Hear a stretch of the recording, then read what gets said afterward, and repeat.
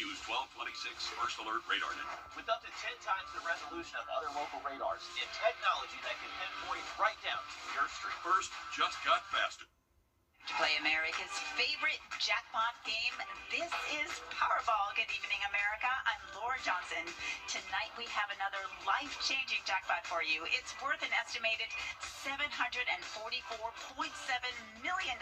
So get those tickets out. Let's play. That first number up is 18. Followed by the number 5. Tonight we're going to meet Ruth Christensen Jones, who won $150,000 playing Powerball. Now for the rest of those numbers, we've got 26, 59, rounding it out with 47. Your Powerball number tonight, good luck everyone, is 1, and your Power Play multiplier is 3. Let's take a look at those numbers one last time. Remember, there are multiple ways to win. We'll see you back here Wednesday night. Good night, everyone. Live from Augusta, you're watching News 1226 at 11. New tonight, citizens and North Augusta leadership voicing their thoughts on possibly allowing golf carts to drive at night. We hear from the community in just a moment. Thank you for watching News 1226 at 11 on WRDW and WAGT, now streaming live on WRDW+. I'm Will Rio.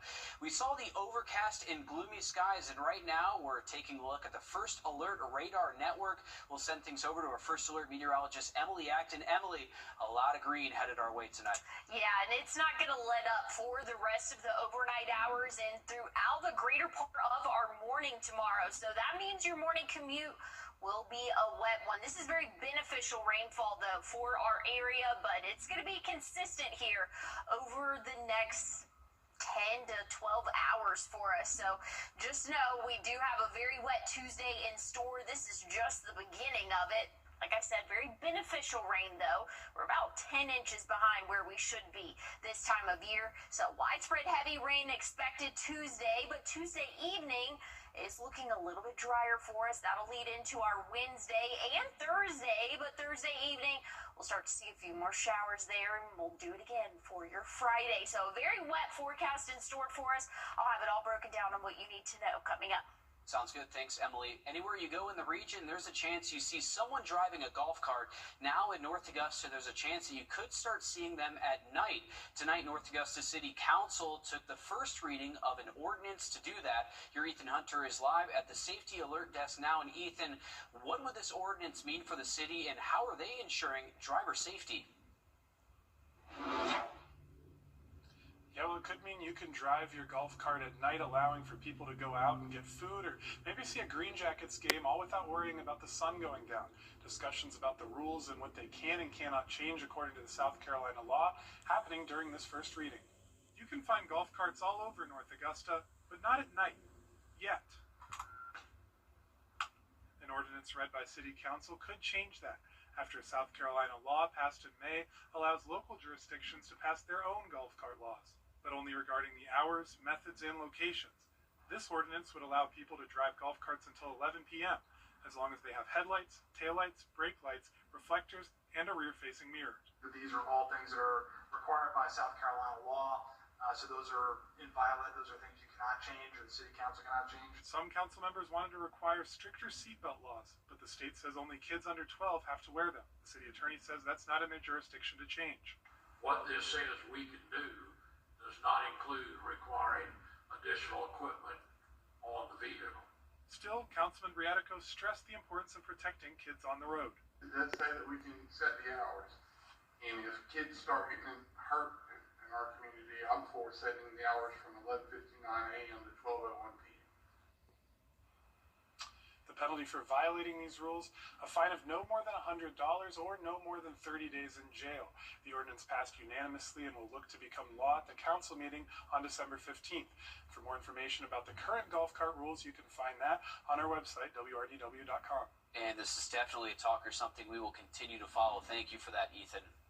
And new tonight, the Burke County Sheriff's Office is asking for your help finding a runaway teenager. If you have any information on him, you can call the Burke County Sheriff's Office at the number at the top of your screen there. Bryson Yost was last seen on Neely Circle at around 5 wearing a black hoodie, black joggers, and white shoes. He's about 5 feet 8 inches tall. And developing tonight, the Aiken Department of Public Safety asking for your help finding 14-year-old Austin Toole. He was last seen November 24th near Lawrence Street and Hayne Avenue. If you have any information, you can call the Department of Public Service dispatch line option 1. Toole has brown eyes, brown hair, and was last seen wearing a gray shirt, blue jeans, and white shoes. The application period is now open for you to apply for help with your heat bills. Georgia's Low-Income Home Energy Assistance Program runs through the Georgia Department of Human Services. Locally, you can apply through the CSRA Economic Opportunity Authority. The program helps homeowners and renters with heating bills through direct payments to utilities. Right now, those 65 and older and that are medically homebound can apply only. Other eligible Georgians can schedule an appointment on January 2nd. The money is provided on a first-come, first-served basis. We have a link on our website, wrdw.com, to see the full list of eligibility requirements. Some of the information that you need to provide is your most recent heating bill and proof of income. And happening now, Richmond County deputies asking for your help getting information on a deadly crash from November. Deputies say the crash happened on November 12th at around 3 in the afternoon. The sheriff's office says a 2015 Dodge Ram and a 2016 red Ford Escape crashed at the intersection of Deansbridge Road and Morgan Road. Anyone with information is asked to call the sheriff's office. You can remain anonymous. And new tonight, caregivers are in Washington, D.C. this week, making their voices heard with the Dole Foundation. The fire crews in Augusta busy today, battling multiple fires. First, crews battled this home fire on Kissingbauer Road earlier this morning. You can see just how heavy that smoke was.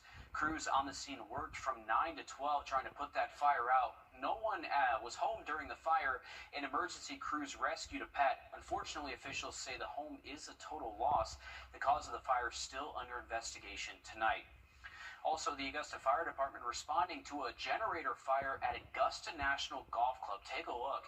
It was reported just after 11 o'clock. This is video sent in to News 12 from a viewer showing some of that heavy smoke there. Fire crews say the fire was contained and put out. No one was injured, but this is right over the tree barrier there on Washington Road. And there is some positive news about Sergeant Andrew Wolf, the West Virginia National Guardsman who survived the ambush attack in All right, it's December, and you know what that means. The countdown to Christmas is on, and as you can see, we have the timer right here. The city of Johnston held its tree lighting ceremony just a few hours ago. It's a town tradition, so we'll head over there to see that tree all lit up. Take a look. 3, 2, 1.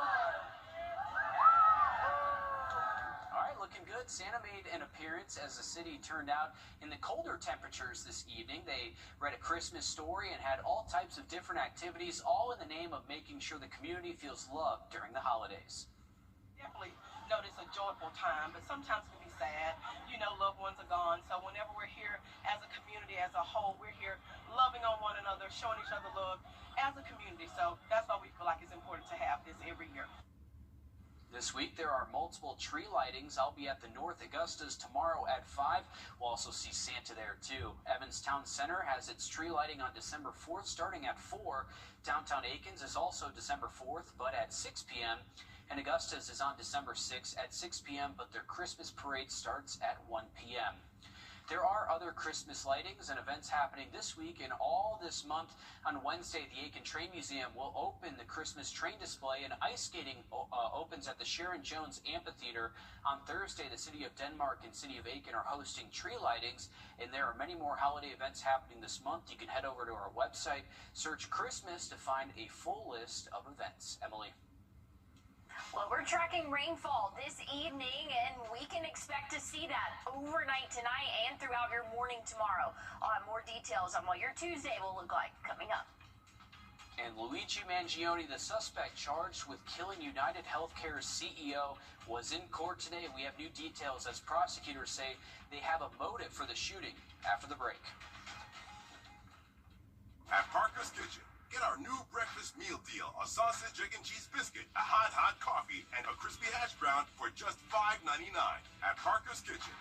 This is WRDW Your free source for live, local news, weather, sports, and more. Anytime you need it. Search WRDW Plus on any streaming device like Roku, Apple TV, or Amazon Fire. Download our app to watch us live or catch what you missed anytime. Plan your day with confidence ahead of changing weather with your First Alert weather forecast. When there's breaking news, find out first with WRDW Plus. I'm Zana Halliburton. And I'm Will Rio. And this is WRDW Plus, streaming now. Time with your family is sacred. I cherish the moments I spend with my wife and son every day. As a lawyer, I know how an injury can change all of that in an instant. It impacts your health, your work, your loved ones, your whole life. I'm Austin Jackson, the Augusta guy. After your accident, I'm here to help you recover and get what you deserve for your injuries so you can get back to the moments that really matter. After an accident, call Austin Jackson, the Augusta guy. 706-724-7224. Later this week, you can help change lives during the 25th annual iHeartMedia Cares for Kids Radio and Telethon. The radio and telethon runs on Thursday and Friday, December 4th and 5th from 6 in the morning to 7 in the evening, and this weekend, Saturday and Sunday from 8 to 1 p.m. You can call the number on your screen there. You can also text CHOG to 34984 or go online to donate at caresforkidsradiothon.com. We'll have all of this linked on our website, available on Thursday. More than 100,000 kids receive care there. We'll have our own Zana Halliburton live from that event, sharing stories from all the parents and some of the kids that have gone through the Children's Hospital there. They do so much for our community, so no donation is too small. If you can help out, please do. Emily? Well, I'm excited for that, and excited to have Zana there again this year.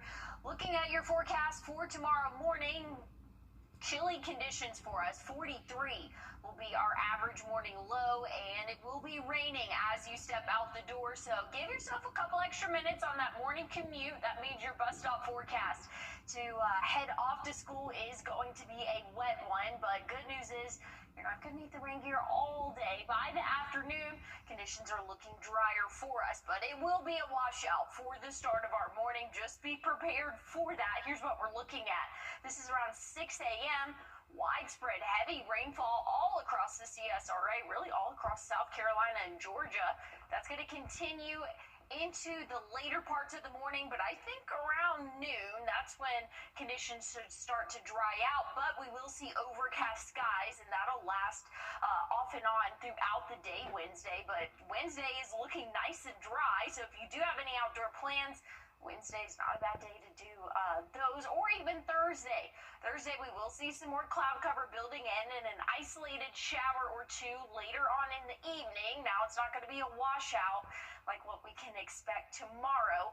So, again, widespread heavy rain for the first half of our day. Wednesday, looking mostly dry, and same for our Thursday until we get into the evening. Then we could start to see a few of those showers building in. Friday looks to be a little bit more widespread and heavy at times, so heavy rainfall again Tuesday and Friday. Saturday, we're keeping an eye on those rain chances, not wanting to cancel any outdoor plans just yet, but something we're continuing to keep an eye on. And when it's all said and done, throughout the next 7 days, anywhere from 2 to 3 inches of rainfall will have fallen for us here in the CSRA, and it could not come at a better time. We're seeing moderate and severe drought conditions all across the area, and again, this just continues to get worse, but hopefully with this rainfall that we'll see tomorrow and again on Friday, we'll have some better conditions in store for us, but we do have that 40% chance on Saturday. I know there's a lot of Christmas activities going on. Again, I wouldn't cancel them just yet, but just make sure that you're staying up to date with the forecast. We'll keep you guys updated here on News 12. Thanks, Emily. The man accused of gunning down United Healthcare. We're here for Georgia, and we're here for you. Yeah, right along with me, Riley Hale, every week as I fit the good spot right there and explore the CSRA we all love. Reel in with Riley, Thursdays at 5:30 on News 12, sponsored by Plunkett Heating and Air. With your Atlanta's 60th anniversary Ford Mustang GT or a shopping spree, you visit any Farmer's Home Furniture location now through December 20th. This season, celebrate the joys of home and family. Farmer's Home Furniture, your hometown store. Riding down the highway, the logging truck turned, the logs came through, hit me in the head, and hit my my daughter-in-law in the face. I had saw Austin's commercial on TV. I looked his number up on the internet, and he got right back to me. First Alert Radar, powered by Jim Hudson Automotive Group. On your sideline, Sponsored by Chandler Law Firm. There are many things in life that are hard to believe. Whether the chicken or the egg came first, how is Kirby Smart 1-8 against Alabama, and how we are at the end of the high school football season. Only 2 teams are left standing in South Carolina with 2 state titles on the line. Up first on Friday night, Bamberg-Ehrhardt back in the state finals for the first time since 2021. The Red Raiders still carry a perfect record heading into their matchup against Lamar on the campus of SC State. If Corey Crosby and his team can close out Friday with a win, they would become the first team in program history to finish the season undefeated. To see them guys, go through, they played in the lower state, when they were 10th graders and they lost. Just to see them keep fighting. Last year we was 10-3 and lost in the quarterfinals. And see them guys just keep fighting and getting better. It's impressive, and I'm proud of you guys, man. But this is my group, man. We kind of knew this was gonna be the group, and we just had to stay healthy and find a way to finish this thing out Friday. The day after, on Saturday, Strom Thurmond makes an appearance in the 2A state finals for the first time since 2005, which also happens to be the last time the Rebs lifted the top prize. Coach Andrew Webb is in his 4th year with Strom, leading the Rebels past the quarterfinals for the first time since 2012. Strom will face Hampton County, which is a team that's riding an 8-game win streak into the finale. Coach Webb could become just the 3rd coach at Strom to win a state title. And at the same time that game kicks off on Saturday, so will Georgia in the SEC championship game. For the 3rd time in 5 years, the Dogs and the Crimson Tide squaring off in Atlanta. Georgia's only loss this season came at the hands of Alabama back in late September when the Tide won 24-21 and snapped UGA's 33 home game win streak. Since that loss, the Dogs have won 8 straight, most of them coming in comfortable fashion. As we all know, Alabama has had Georgia's number over the last decade. Kirby Smart just 1-8 versus the Tide, and Georgia is 0-4 in SEC title games against Bama. Monday, Coach talking about how both teams match up the same as they did 2 months ago. I don't think you change a whole lot during the year. You play to the skill set of your playmakers. They've got playmakers. They play to the skill set of those guys. Ty's still playing really well. He's extremely athletic. He can extend plays. He knows where to go with the ball. He knows defenses. He's played a lot of football, and he's played with a lot of confidence. So I don't think there's a lot of change. I mean, they're really good at what they do.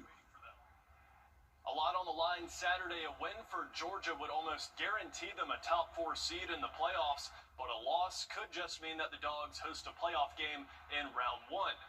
And while the football season winds down, the girls' flag football postseason gets started this week. 9 CSRA teams will be represented, rounds 1 and 2 both taking place Thursday night. Washington Wilkes, Grovetown, and Greenbrier all getting the honor of hosting. Washington Wilkes in just the first year of its program, coming off of an area title, while Greenbrier aiming for a 3-peat.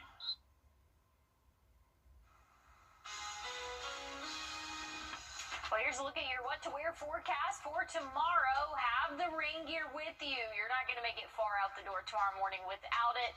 I'll have a look at your 7-day forecast one more time coming up. 5 and 10, brought to you by your First Alert weather team. Hi, I'm Deborah Alfarone. Spring storms are ravaging the South. The all-new local news live streaming app. Search LNL. Always streaming, always free. Done that. I know that'll help you too. Here's a look at your 7-day forecast. Don't forget, tomorrow morning, very wet morning commute, so give yourself a couple extra minutes out there on the roadways. We'll warm up into those middle 50s for us, and we're going to keep that 50s trend rolling really for the next 7 days. Your Wednesday morning wake-up temperature right around 37. We'll be dry throughout the day Wednesday and throughout the majority of the day Thursday, but we will see a few isolated showers for the end of our our evening Thursday, and we'll see a decent amount of rain again Friday. Friday and tomorrow, pretty similar washout conditions for at least half of the day. Once we get into Saturday, there is that chance of showers. We're going to keep a close eye on it. I know a lot of activities are going on, and things could change timing-wise, but as of right now, we are tracking that chance for your Saturday. Sunday, though, looks to be mostly dry, and Monday next week. Thanks, Emily, and that's all the time we have for News 12 at 11. If you're up early, morning show starts at 4:30.